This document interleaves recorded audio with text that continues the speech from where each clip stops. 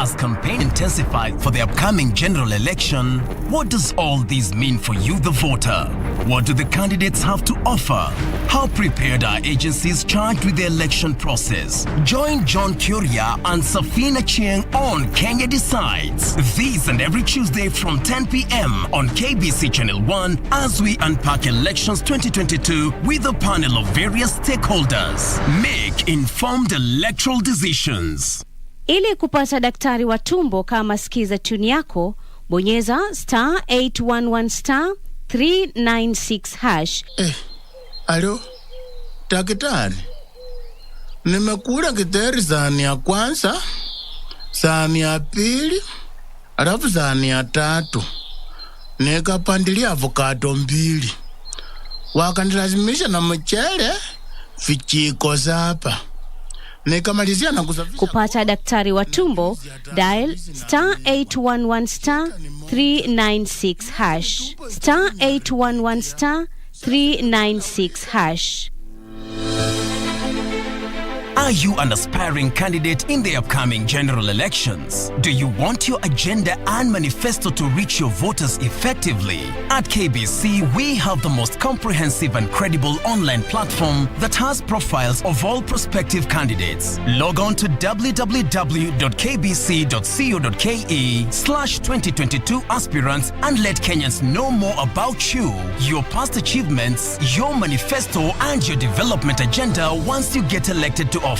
What's more, the website is easy to navigate. We will create your profile, post pictures and short videos with your campaign messages at affordable hosting fees. Log on to www.kbc.co.ke/2022 aspirants today and establish your brand authority as we lead towards the forthcoming general elections.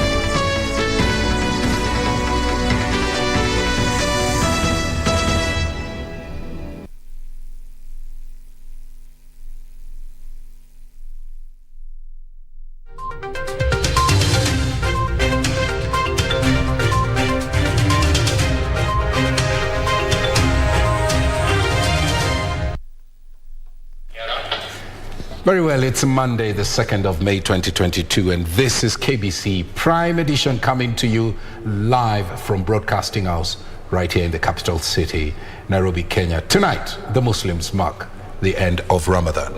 With peaceful coexistence, those are the calls by the clergy dominating the occasion. Plus, boy shoots himself using father's gun, and many questions being asked. Why? Oh, why? All that coming up in tonight's live broadcast. But first things, our top stories. With effect from 6 p.m. tonight, we have placed the whole of Marsabit County under curfew. It's a dusk to dawn curfew in Marsabit. Government gives directive following recent killings in the area. Muslim faithful celebrate Eid al-Fitr to mark the end of the fasting during the holy month of Ramadan. Plus, shun divisive politics. Azimio la Umoja One Kenya presidential flag bearer Raila Odinga urges Kenyans during his Laikipia tour.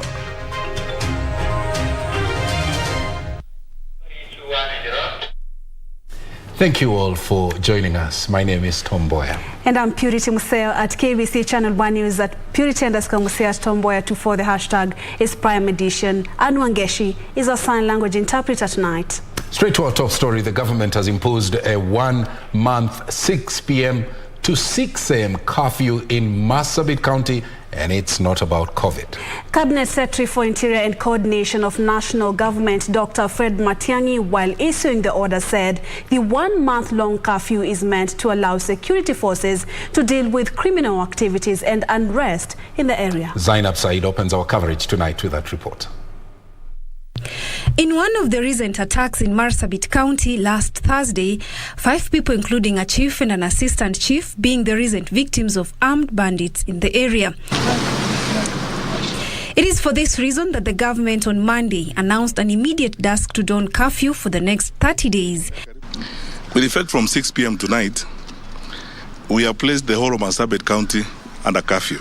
Cabinet Secretary Fred Matiang'i said the curfew will enable security forces to restore order in the area. Everyone in Marsabit who needs food will get food.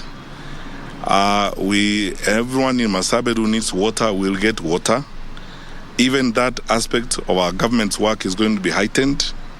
We are surging the numbers of those who are going to do relief food distribution there. The kind of bestiary acts that we have seen in that area must come to an end. We are now ready, prepared and available to address that cleanup in Marsabit once and for all. We are prepared for its challenges. It is not going to be easy, and we are not going in there to be popular. We are going in there to solve a problem. Matiang'i also regretted that efforts by the government to bring sanity in the area by incorporating religious leaders was not successful, and accused political leaders from the area of not being truthful. The security challenges in Marsabit have been by far recently the most costly in our country. You know, the lives of the leaders that we have lost as a result of these challenges, the lives of our ordinary citizens that we have lost as a result of these challenges. We've used elders, local lay leaders, brought together political leaders in the county to try and persuade them to reduce their arms race in that county. It's like they're in a race of who will acquire more illegal arms and who will arm their goons more than the other. Matiang'i at the same time said the government has embarked on a crackdown on illegal weapons in the hands of civilians in Como sublocation of Isiolo County. The CS said the disarmament exercise will extend to Sololo near Kenya and Ethiopia border. For Prime Edition, I'm Zainab Said. Well, this next item is truly disturbing. Shock and grief has befallen the family of nominated Member of Parliament David Ole Sankok following the death of the nominated legislator's firstborn son, who is reported to have shot himself dead at their home in Narok County. While Narok County Criminal Investigation Officer Mwenda Themba, who spoke to Channel 1 to confirm the incident, said that the boy shot himself on the chin using a gun belonging to his father at their home in Ewaso Nyiro Trading Center. Now, the reason behind the Monday afternoon incident is yet to be established, with the DCIO reporting that the boy, who by the way is a Form 4 student at Kericho High School, was meant to report back to school last week. But the thing is, he failed to do so for reasons which are yet to be established. Preliminary investigations into the incident have commenced.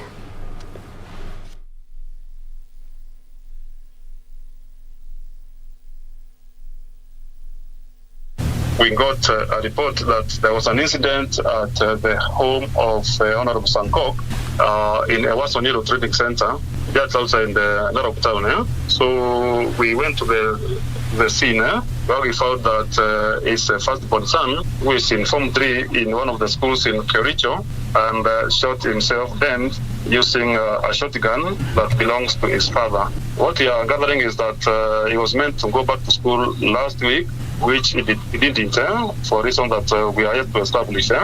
So this morning, that issue arose at home and they were discussing it with the father. So the father were left shortly to the nearest hotel called Osim, which belongs to him. Osim, just a short distance from the home. So the boy had access to the bedroom where the shotgun escaped, which he used to shoot himself at the chin, and the bullet exited at the top side of the head. So the boy died instantly. We have done all what is preliminary at the scene, but now we have started our investigations. But of course, we'll be following that story just to ensure that we let you know what the triggers for that act were. Now, Muslims in Kenya have joined the rest of the world in celebrating Eid ul-Fitr, which marks the end of the fasting in the holy month of Ramadan. The Muslim faithful congregated at various places of worship and open grounds for morning prayers, with messages of peace and political tolerance dominating the occasion. Here's that report. Nairobi's Assa Ali Muslim grounds. Muslims turned up in large numbers to celebrate Eid al-Fitr festival, marking the end of Ramadan. The Muslims leaders present here calling on Kenyans to be peace ambassadors and to shun divisive politics. We pray that Muslims and the Muslim Ummah play their role in the society in ensuring that peace prevails during and after elections, to ensure that we Kenyan have an opportunity of electing the leaders that they want.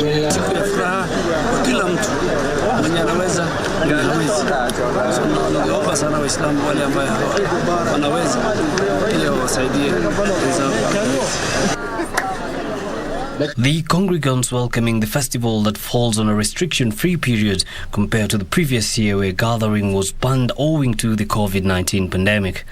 People used to pray at home and now we are allowed to pray in the masjid, so alhamdulillah, I'm happy about it.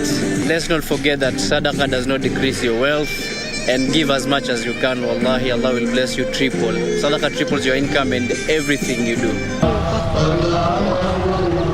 In Nikuru's Meningai High School grounds, the message of peaceful coexistence resonated here too.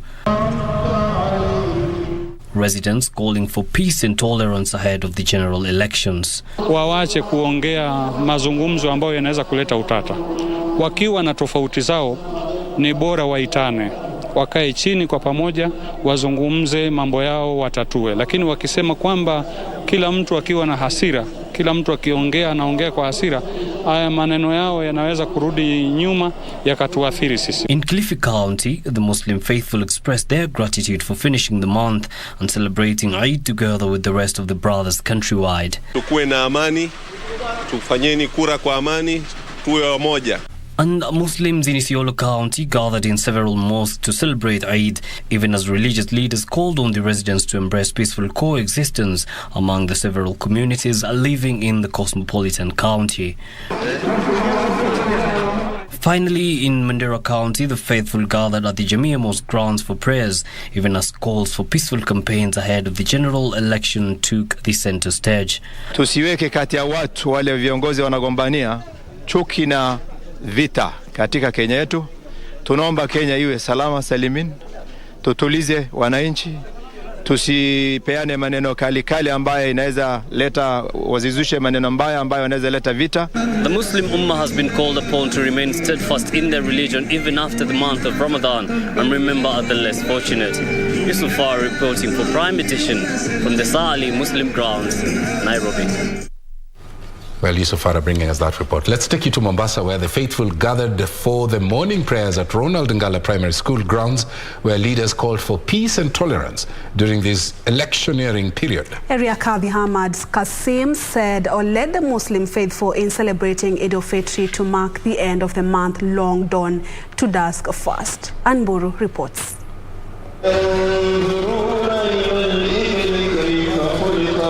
Early morning, thousands of Muslim faithful gathered at the Ronald Ngala Primary School grounds in Mombasa for Eid prayers. The prayers brought together leaders who called on Kenyans to be tolerant and maintain peace during and after the August poll. Kwetu sisi hapa ujumbe wetu tunaomba umoja, tunaomba heshima, tunaomba udugu na tunaomba furaha, hususan wakati huu wa siasa. Tumesema hatutaki kujenga chuki. Kwa hakika chuki haijengi, chuki inabomoa. Wasia wangu kwa kila mmoja ambaye anajaribu kushindana, ni nchi huru, ni sehemu ambayo kwamba ni huru, lakini pia tukumbuke kwa Mombasa ni mji, tumekuwa na amani, watu kuweza kuridhiana, watu kuweza kuishi kwa pamoja kwa muda. Kwa hivyo tutaomba hizi campaign tusiwe ni wenye kuuchafua mji. Na pia tuomba Mwenyezi Mungu aijalie nchi yetu kuwa na amani, tuwe na uchaguzi ambao utakuwa wa amani na furaha. Yeyote atakayeshinda aweze kuongoza nchi hii kwa misingi ya demokrasia na dini kama ambavyo imekuwa hapo awali. Led by Mombasa County Governor Hassan Joho, the leaders also called on politicians to be tolerant with each other during the electioneering period, reminding them that Kenya belongs to everyone. So na sisi wote kando ya kuwa ni ndugu moja, bado pia ni watu wa nchi moja. We all are Kenyans. And there is no two ways about that. We cannot tomorrow wake up and say, mimi sasa hii nchi we are divorcing. We will not. It shall never happen. And therefore, whatever we do, let us just be respectful. Let us observe always decorum as we play our politics. It should never be politics of division, politics of hatred, name calling and what have you, because this almost is becoming the trend. Na kila mmoja mwenye kujaribu kusimama katika kitu chochote, tusijaribu kuchafua mji wetu na Kenya yetu kwa jumla. Harama na yale mambo tutakuwa tumeweza kuyafanya kwa sababu ya maneno ya kutupa katika majukwaa, kuitana majina hivi na vile, uza sera yako, mwingine uza sera yako. Mombasa residents were also urged to be wary of leaders whose agenda is not issue based. Nawaomba watu wa Mombasa tushikane pamoja. Siasa si chuki, na wakati huu wa siasa unakuja, wakati wa elections unakuja, tunaomba kwa tufanye elections zetu kwa amani na kwa busara, na tuchague viongozi ambao wataleta maendeleo hapa Mombasa. For Prime Edition from Mombasa County, I am Anburu. All right, let's now see how the rest of the country also celebrated Eid al-Fitr. Okay, have a look. Allahu Akbar. Allahu Akbar. Allahu ala Sayyidina Muhammad wa ala ali Sayyidina Muhammad wa ala ashabi Sayyidina Muhammad wa ala ansari. Badala ya kulaumu kiongozi, fursa uko nayo saa hizi, chagua ile kiongozi unayedhani ambaye atakuletea maendeleo, ambaye watapeleka hii country mbele. Mbeleni wakati wa corona kulikuwa ni shida, walikuwa wanaambia wazee wasikuje kusali, lakini mashaallah leo tumeona waumini Waislamu wote wadogo kwa wakubwa wamekutana. La ilaha illa Allah, la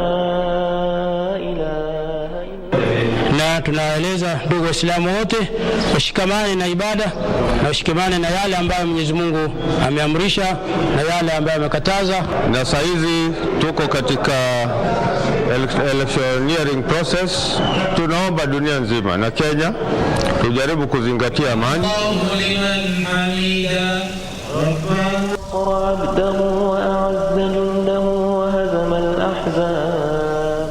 Tuheshimu wale ambao wanaabudu kwa njia tofauti na yetu, ili tushikane kama jamii moja. Umoja huu ambao wametuonesha siku ya leo, na pia wametualika ili tuweze kujumuika pamoja nao. Kitu ambayo inaitwa siasa isikuje kututenganisha.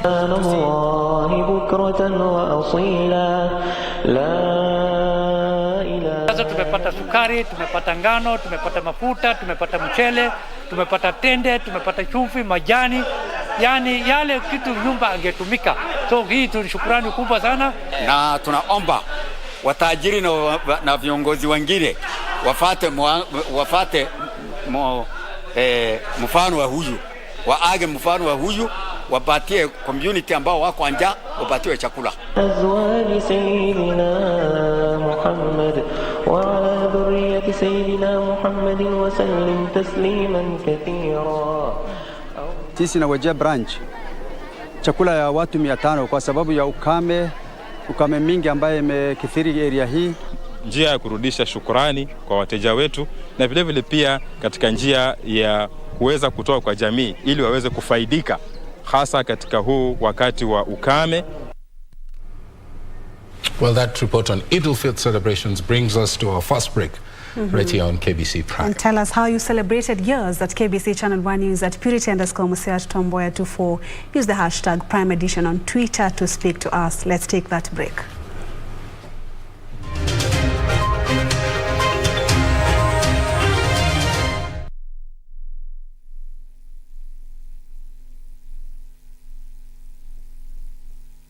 as campaign intensifies for the upcoming general election, what does all this mean for you, the voter? What do the candidates have to offer?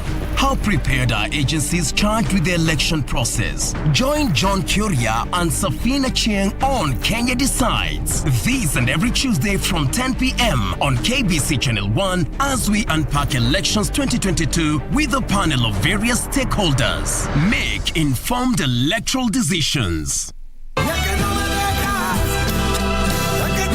They want you to know that the flowers that they delivered this morning, as well as the jewelry, were rejected. The person you sent them to refused to accept them. Well, it better be. Because if it's not, things will change for you in this house. The doctor seemed like a good person. She made me feel assured. All we need is to be a bit more patient while the medication takes its effect. Mommy! What's wrong, my darling? My daddy has another wife!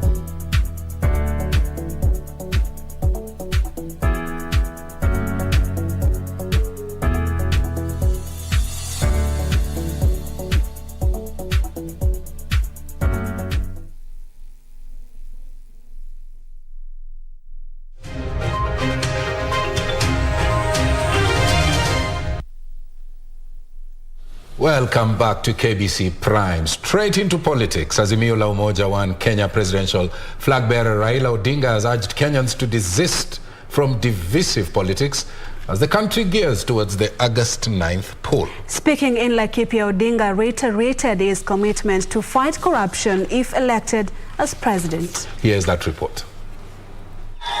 For a second day running, the Azimio la Umoja One Kenya coalition party leader Raila Odinga was in central Kenya, engaging the farmers and businessmen on his 10-point agenda for reviving the economy and empowering Kenyans. Baba Care!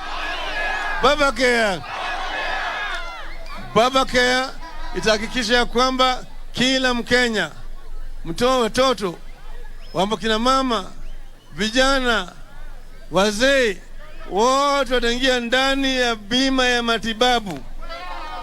Ili ikiwa kama wako wagonjwa wanapata matibabu hata kama hawana pesa, na wale ambao hawezi kulipa ile premium serikali itawalipia.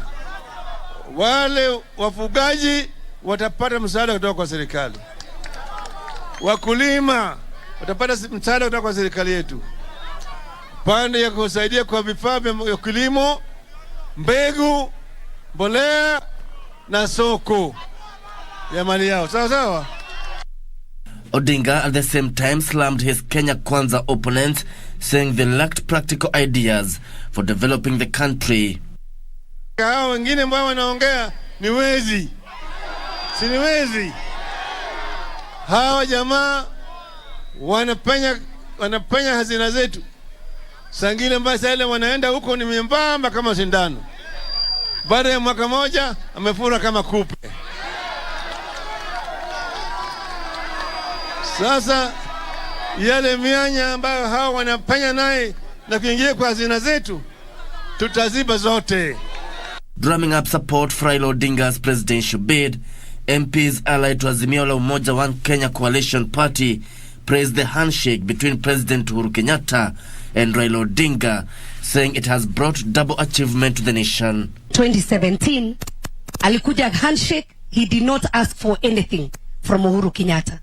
And I'm a member of parliament, I'll tell you. The development ile may happen after handshake from 2018 to now is double what we did from 2013 to 2017. Mpigieni makofi. Isipokuwa ni timu yake ya ODM ambao wametushikilia pale kwenye bunge, kuna watu wengine when we want to pass things that zinasaidia wananchi wanakuja wanapinga. Laikipia County Governor Derito Mureithi said Odinga's administration will ensure counties receive adequate funds. When I got here 4 years ago, You are collecting 400 million shillings, 460 million shillings per year in revenue. Right now you are collecting 1 billion. Yeah.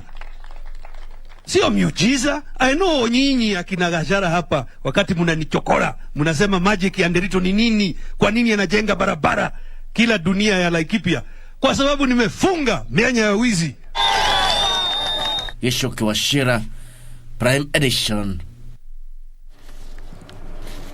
Let's stay with politics. Safina Party presidential flag bearer Jimmy Wanjigi has vowed not to relent in his quest to become the country's 5th president. Wanjigi downplayed claims that the presidential election is a two-horse race, challenging his opponents to brace themselves for tough competition. Safina Cheng Omar reports. Safina Party presidential flag bearer Jimmy Wanjigi joined Muslim faithfuls in Kibera for the Eid al-Fitr celebrations.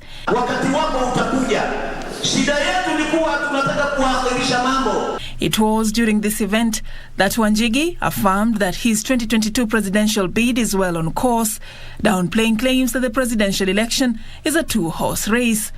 Mimi Jimmy Wanjigi sirudi nyuma. Nitakuwa kwa debe, nitakuwa kwa debe. Na vile mimi naona utakuwa watu watatu kwa debe. Wale ambao watakuwa kwa debe, wale wengine farasi mbili ambao nyinyi mnawataja ni farasi watakuwa kwa debe, na mimi kiongozi nitakuwa kwa debe. Wanjigi further warning that his entry into the race will force a runoff, vowing to settle for nothing but a win. Sisi tunajua hesabu ya nchi. Hakutakuwa na mshindi first round. Mimi najua tukienda second round nitakuwa hapo kwa runoff na mimi ndio nitashinda.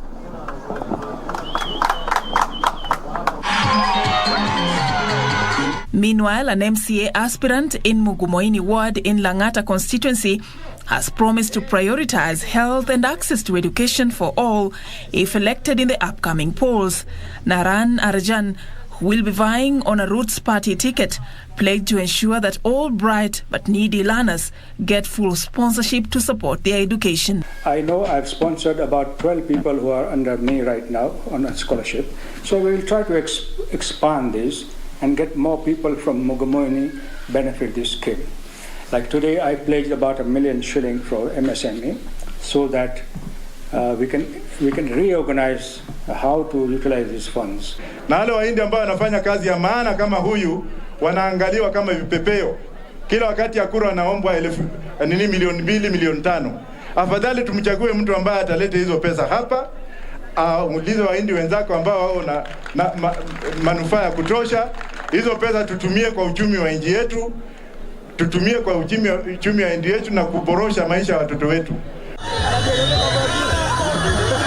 And hundreds of residents took to the streets in Kabiet, Nandi County to protest over what they termed as shortchanging of their preferred nominee during the just concluded UDA party nominations. Sisi kama wakaaji wa Kabiet Ward, kama wapiga kura wa sehemu hii, tumekataa ama tuko na hasira zaidi. Kwa nini kutoa akanyang'anywa ushindi wake? Sasa tunaamua tutaenda independent. Kitu ilichotushangaza zaidi ni wakati walipokuwa wanapeana certificate, tukashtukia jina ilitoka vizuri, mheshimiwa alikuwa amepita, lakini waliweza kumnyang'anya tena. He was told that he has go and do the counting. From then there was no other communication.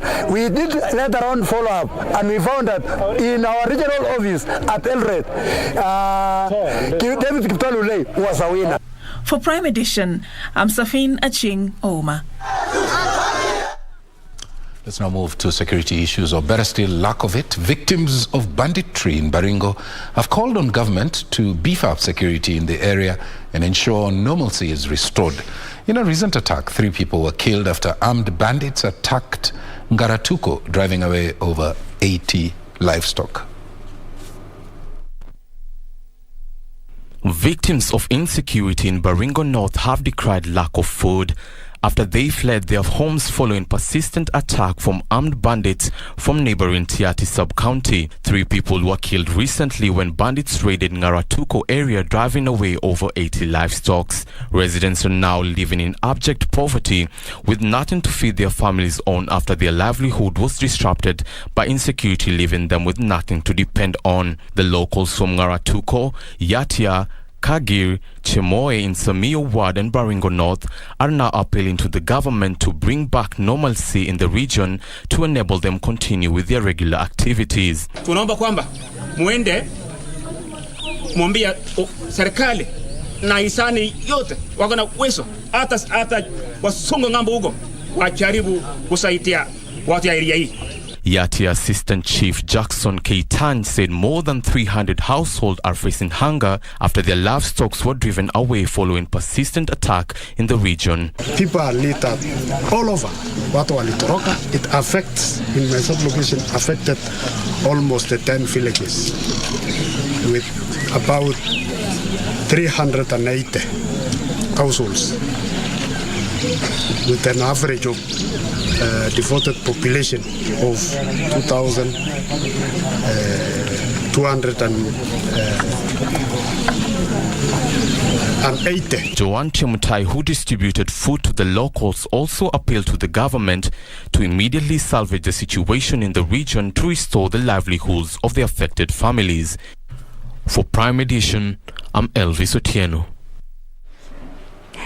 Trade and Industrialization Cabinet Secretary Betty Maina has affirmed the government's commitment to revive the Tana Delta irrigation project in Gamba area of Tana River County. Once complete, the project will benefit over 35,000 residents. The CSO said that the project is in line with the government's goal of attaining food security, challenged private investors to join the cause. According to TARDA Managing Director Liban Roba Duba, approximately 1.6 billion shillings is needed to revive the 76,000-acre Tana Delta irrigation project.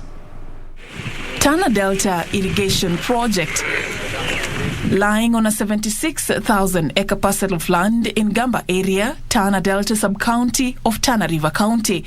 It has been several years since the project collapsed, halting agricultural activities and dairy farming. The government's plan to revive the multi-billion project presents a glimmer of hope. Trade and Industry Cabinet Secretary Betty Maina, Principal Secretary Belio Kepsang, and other top ministry officials toured the project being managed by the Tana and Athi Rivers Development Authority to oversee the work being done there. The CS affirmed that the government will inject funds to revive the irrigation project, which he says is key in addressing food security and is in line with the Big Four agenda. We will put in a bit of money to just make it operational, but at the same time we need to explore sustainable ways of running such operations. Government is not good at running business, and therefore the private sector should be invited to partner with us. This, to us as ministry, as TARDA, is a critical breakthrough, because sometimes, it would be difficult to come back to this community and not be able to explain to them why it takes us 7 years to be able to correct that which was there. It is not that we are starting it afresh. This was happening at some point in time, and we cannot have any plausible reason why we would not be able to distill this so that we can bring back the community, we can bring back the program, and we can change livelihood.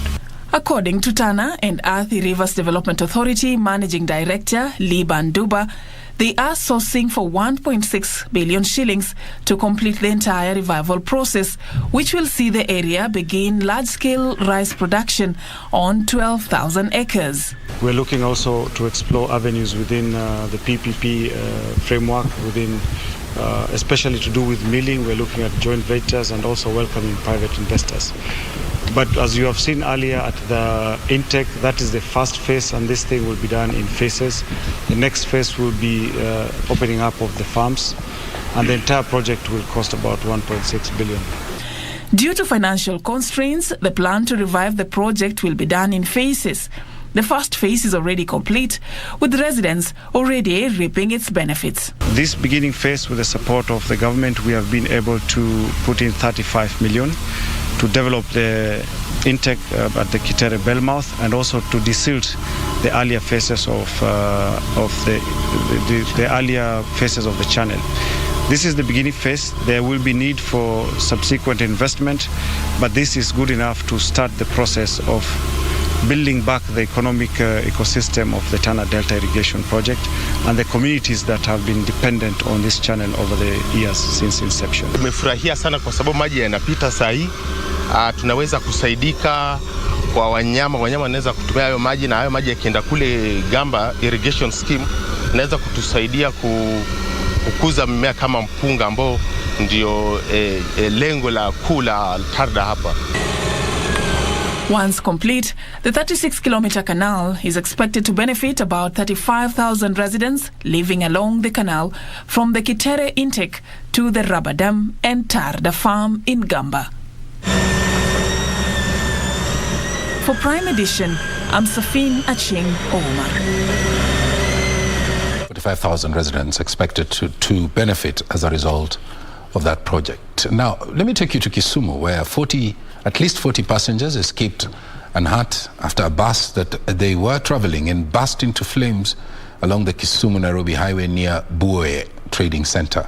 As Weekly Focage reports from Kisumu, the bus, which belongs to the Guardian Bus Company, was headed to Nairobi from Busia when one of its rear tires caught fire, reducing it to a shell. It was a lucky escape for the over 40 passengers who were traveling in the Nairobi-bound bus when one of its rear tires caught fire near Mboya Market along the Kisumu-Nairobi highway. Firefighters from the Kisumu Fire Department rushed to the scene and put out the fire, but the damage was already done as the passengers' luggage were also reduced to ashes. Moto ilikuwa kubwa. Tulijaribu kunyunyiza maji lakini ilisindikana. All the passengers aboard were evacuated to safety and later picked up by a sister bus belonging to the Guardian Bus Company. I only heard of a bus, like kind of a tire bus, at around 4 a.m. And as usual, I thought it was a lorry because it even I felt like it shook even my heart. But little did I know that it was an accident. Ilianza ikashika moto, ikalipuka. Sasa gari yenyewe yote ikashika moto. Gari ikachomeka, mizigo zikachomeka zote, lakini bahati nzuri abiria waliponea, wengine walisaidia wakatoka kwa bus. What was remaining of the bus was later towed to Kisumu Central Police Station, with Kisumu County Police Commander Alphonse Kimathi indicating commencement of investigation into the dawn incident. For Prime Edition, I am Wycliffe Okage. And the construction of the Maritime Safety and Rescue Regional Command Center to serve Lake Victoria will commence in October this year in Mwanza, Tanzania, as the East Africa community strives to avert calamities in the lake. The construction of the life-saving center ground to a halt after disagreements among member states on where the center was to be stationed. The multi-million facility will be complemented by smaller stations in the towns surrounding the lake. Achola Simon reports. Each year, at least 5,000 lives are lost in Lake Victoria as locals continue to utilize the vast shared resource without proper safety mechanisms. That is, however, set to change as the Lake Basin Commission commences construction of the Regional Safety and Rescue Command Center in Mwanza, Tanzania. It is really sad to witness such loss of life. And even not only life, even the properties. Imagine the tragedy that happened in Tanzania, those tragedies that happened in Uganda. It is sad. We are very optimistic and ambitious to make sure we put vibrant and effective rescue system within the REC. The 200 million shillings facility will be complemented by smaller rescue centers in member states as the region moves to secure the lake ahead of the exploitation under the blue economy. And address the issues. So although the imaginary boundaries are in the water, but the water still belongs to the 3 partner states. So we do have also sub-centers. It will be installed here in Kisumu for Kenya, and another one in Entebbe for Uganda. And of course, the regional coordination center, which will be located in Mwanza, will also have the national component for Tanzania. The construction of the center had ground to a halt at the conception stage as member states jostled over its location. The commission seeks to enhance mobile telephony coverage in the lake as well as equip the devolved rescue centers with safety and rescue personnel. In the meantime, the commission is calling for urgent measures from member states to rescue the Mount Elgon ecosystem. Speaking at the ongoing Ministerial Council meeting in Kisumu, the Executive Secretary General said member states must move with speed to save the mountain's ecosystem that is threatened by encroachment by the locals for agricultural activities. We have already initiated the MOU and started engaging the 2 countries. Number 1, to agree to cooperate and implement a project in the program to do restoration and change the situation to improve the ecosystem there. Achola Simon, Prime Edition, Kisumu County. There's an item here on mental health. A section of health experts in the country want government to set aside more funds to deal and combat mental health illness among Kenyans. Led by Addiction Prevention and Rehabilitation Association of Kenya chairperson Boniface Dirago, the experts said that heightened political tension, coupled with skyrocketing cost of living, is a major contributing factor to high number of mental health issues in the country.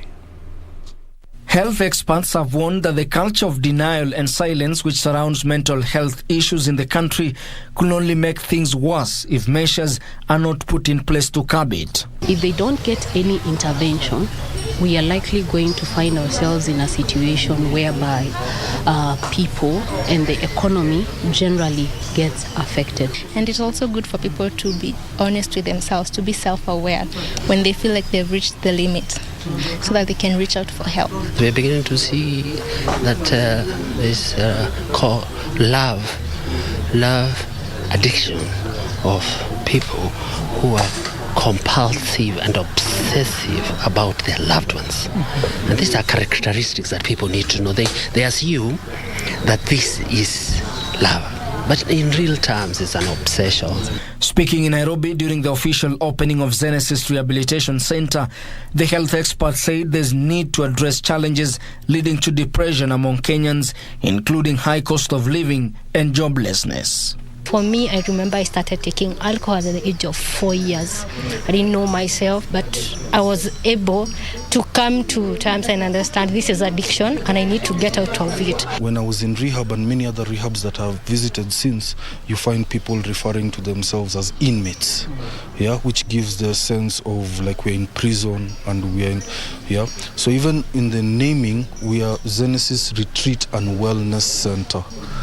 Because that's what we want to embody. We want to tell people that, listen, you can come and you can recover in dignity. With drug and substance abuse topping the list attributed to the rise in mental illness among Kenyans, the experts are now appealing to the government to set aside enough funds to deal and combat mental health illness among Kenyans. Allocation of resources to really address the issues of drug and substance abuse, that we can have, just as other sectors get to have enough budget directed to issues of mental health.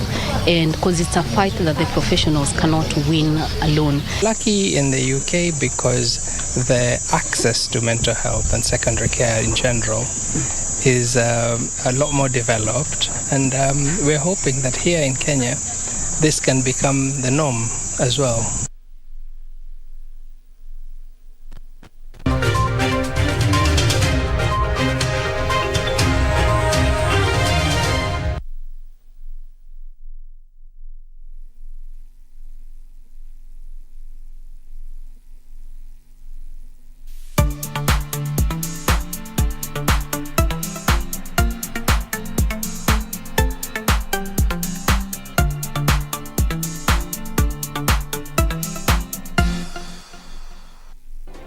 Do you have a news story to share with KBC? Get in touch swiftly on email news@kbc.co.ke or call 0723-892-654 or 0734-780-124. Some people dream of success, while Good Morning Kenya is here to make that happen. Start your day with authentic updates that can make or break your day. Make sure you know before you go. Join Jane Mboya, Doreen Okello, Regina Manyara, and Victor Olo to share every morning with you. It doesn't matter where you are. You can always access Good Morning Kenya from different devices. Good Morning Kenya. Every Monday to Thursday from 6:30 to 10 a.m. on KBC Channel 1.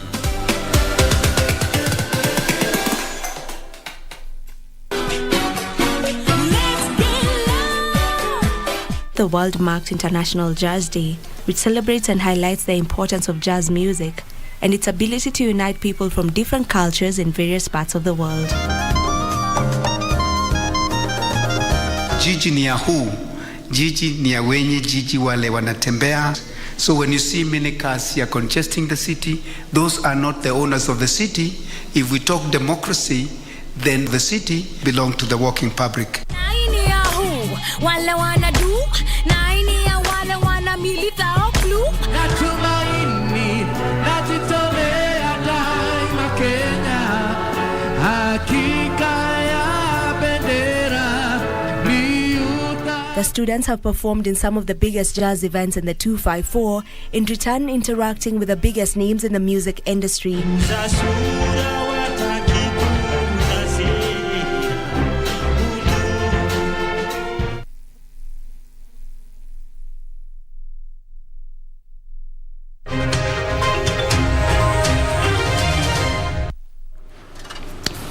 Well, thank you for staying with us. Moving on, one person died on the spot while several others are nursing injuries after the vehicle that they were traveling in collided with a 14-seater matatu near Kangaru School, that's along the Embu-Meru Highway. Confirming the incident, Embu West Sub-County Police Commander Julius Kiumbure said that the accident occurred when the driver of the Probox that was ferrying Mira, by the way, tried to overtake from the wrong side. Here is more in our county news roundup. The driver of the Probox died on the spot, with his two passengers sustaining minor injuries following a head-on collision with a 14-seater matatu along the Embu-Meru Highway. Embu West Sub-County Police Commander Julius Kiumbure, who confirmed the incident, said the fatal accident could have been avoided.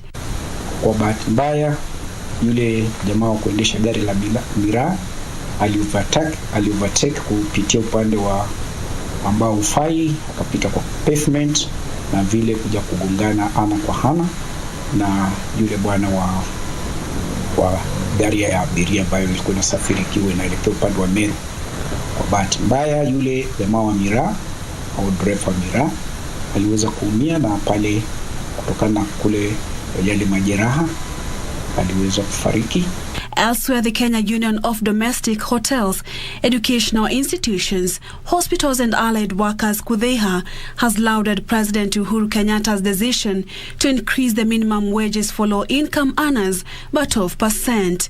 KUDHEHA Secretary General Albert Njeru says the Labor Day pronouncement by the President could not have come at a better time owing to the current harsh economic times. Hiyo ni kuonyesha serikali inajali mnyonge, inajali yule mfanyikazi mdogo ambaye alikuwa analipwa chini ya shilingi 500 kila siku. Hakuwa na hata pesa ya kujiandaa kwa kulipa NHIF, NSSF, hata maana ya kufikiria mambo ya savings. In Nakuru, a section of Turkana elders living in Bahati constituency are urging Turkana residents not to be swayed by the politics of deceit, urging the residents to only vote for leaders who will advocate for inclusivity. Tumenyanyaswa kwa muda, na wakati huu tumesema kama jamii ya Waturkana Kenya mzima tutatangaza msimamo yetu kulingana na kiongozi ule ambaye anatujali, ule ambaye anatutambua, na ule ambaye anaona ya kuwa Waturkana ni watu Kenya hii. Jamii yetu tumejiunga ili tumfuate mtu mwenye anatutambua, mtu mwenye hana ubaguzi, anatuhusisha kwa mambo nyingi. Kaona huyu mtu mwenye anahusisha kila kabila wote anawahusisha. Tunaangalia mtu sasa, si tunaangalia mtu mwenye ako na maendeleo. Watu wengi ambao pengine wanadharau jamii za minority ama hiyo jamii kudharauliwa ati hamjazi kikombe, lakini ninataka kuhakikishia kura yenu ni muhimu kwetu kama timu Mrembo na Kazi. Meanwhile, a number of civil rights groups have vowed to begin peaceful demonstration on Wednesday in protest of the unending violence in the Middle East. The same force they are using against the Russian people, they should use it against the Israeli people when they are fighting, who have been fighting the Palestinians over a long time over their right to land. Palestinian land has now become an open prison for the Palestinians. And Kiambu Governor Dr. James Nyoro says his administration, in conjunction with the Interior Ministry, is going to fast-track the issuance of ID cards and birth certificates for the Muslim community living in the region. Kama county government wahakikishia kuwa lazima tuendelee kufanya kazi tukiwa tunarecognize ati hawa watu wako nyumbani na wako kwao hata kwa serikali. He's credited with dealing with runaway inflation and bringing back foreign development support when he served as the Minister for Finance following the 1992 multi-party elections. In tonight's segment of the Cabinet, we feature Musalia Mudavadi, who served as Kenya's Vice President for only 3 months in President Daniel Arap Moi's cabinet.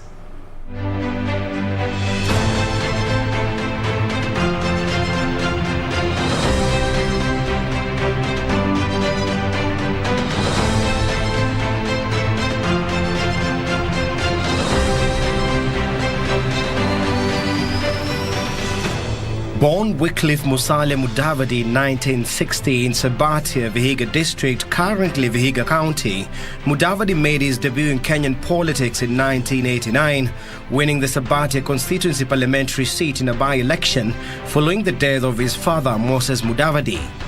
Aged 29, Mudavadi would become the youngest member of the cabinet when President Daniel Arap Moi appointed him Minister for Supplies and Marketing. Shortly after retaining the Sabatia constituency seat in the 1992 general election, Mudavadi's loyalty to President Moi would be rewarded as he was appointed Minister for Finance.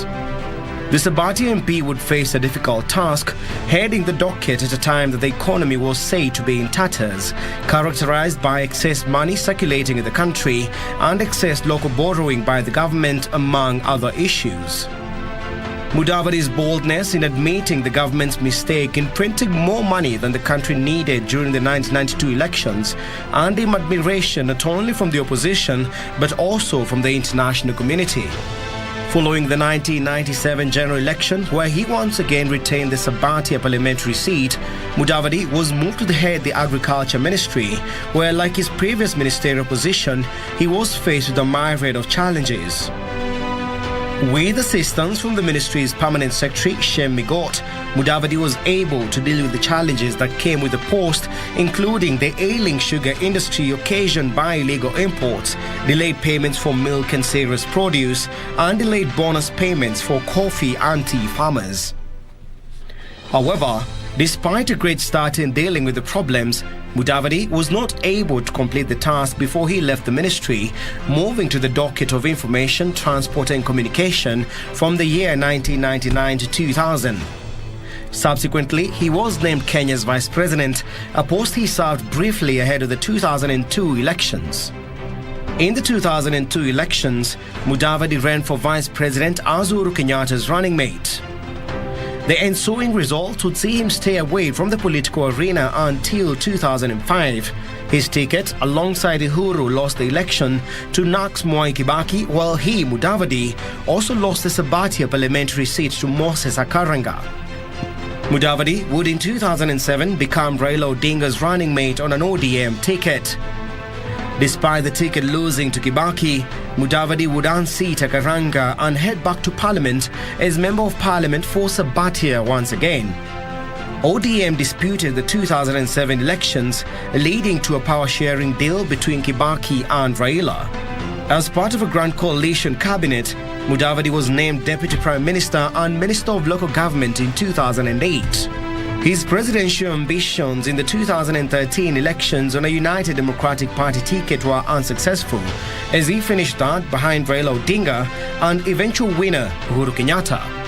In 2017, Musalia Mudavadi backed Raila Odinga's unsuccessful bid for the presidency a second time under the National Super Alliance, NASA. Currently, Mudavadi, through his party Amani National Congress, is part of the Kenya Kwanza Alliance, backing Deputy President William Ruto's bid to become the 5th President of Kenya.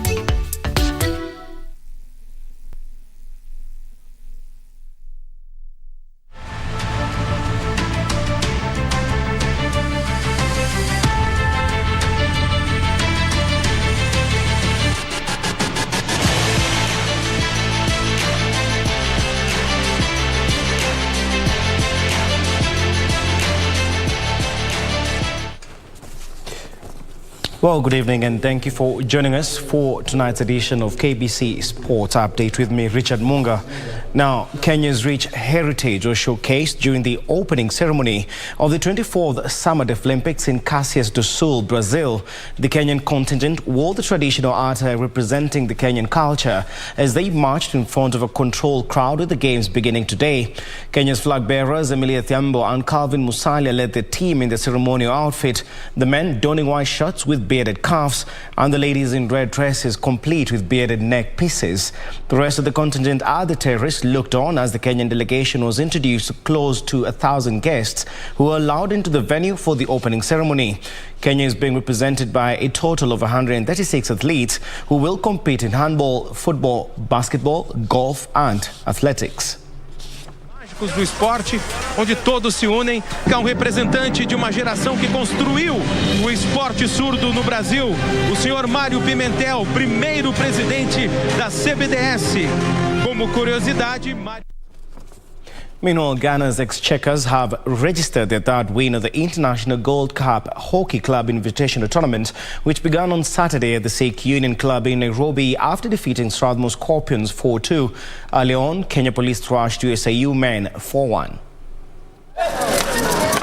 Ghana's Exchequers defeated Strathmore Kenya 4-2 in their third match of the Gold Cup Invitational Tournament, ongoing at Sikh Union Club. Exchequers captain Akaba Alikem put his team top of the table after scoring a hat-trick in today's match. The Safalda Hockey League Gala winners currently have 9 points in the event. Despite Strathmore having put a brave and tight fight, the Exchequers outdid the Scorpions with their technical prowess and are aiming at participating in the Africa Cup for Club Championships, which are set to be held in Blantyre, Malawi later this year.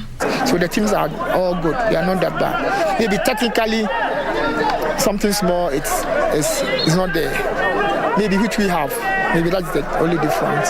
As a team, have that as part of our program to develop the young guys, to give the young guys a lot more exposure, to have more games, competitive games outside Ghana and build their confidence.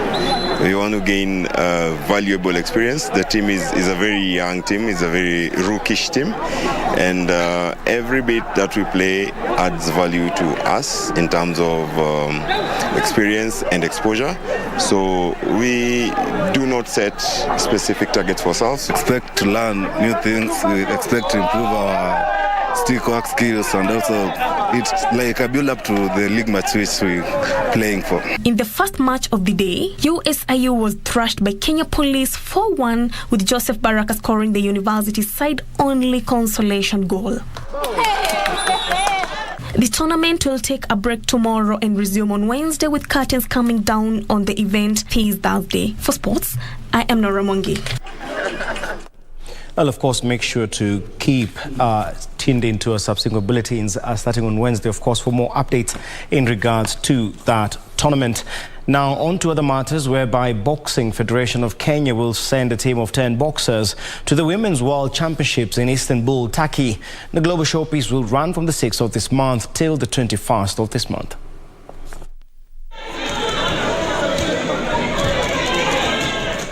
Hit Squad had a build-up tournament in the Africa Zone 3 Boxing Championship in the Democratic Republic of Congo, where the team won 18 medals, 6 gold, 5 silver and 7 bronze.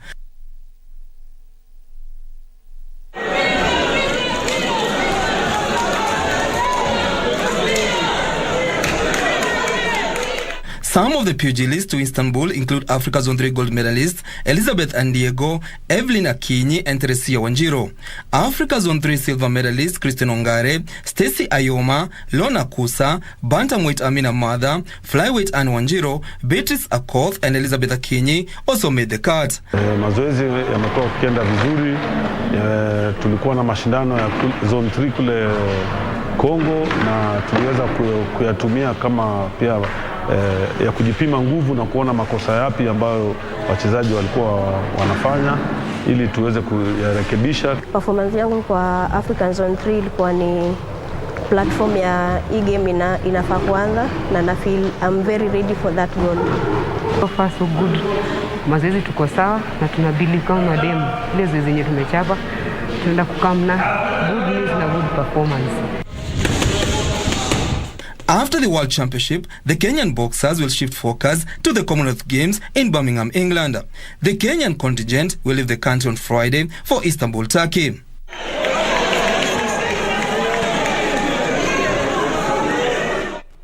Also, the third edition of the Kenya National 4x4 Challenge came to an end over the weekend, with a total of 22 drivers, 2 of whom were ladies from the Lionesses team, taking part in different categories. The challenge was held at Oloksikon Motorsport Park, Kajiado County, and organized by Kenya Racing Team. Travis Mungai emerged the winner in the beginners category with 80 points, while Antaljot Saimbi took charge of the intermediate class, also on 80 points.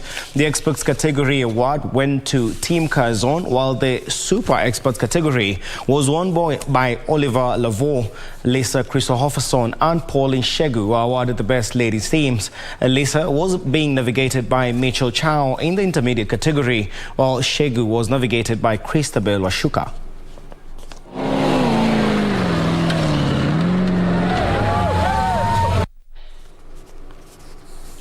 Of course, congratulations to our very own Pauline Shegu. Now to sports making headlines internationally. Manchester United's final home match of what has been an extremely disappointing Premier League season will take place tonight with Brentford, the visitors to Old Trafford. The Red Devils are currently 6th on the table, 5 points behind 4th place Arsenal, who have 2 games in hand, while Brentford occupy a 12th position, having enjoyed an impressive campaign in the top flight. Manchester United will host Brentford tonight at Old Trafford in their last game at home this season. United managed to avoid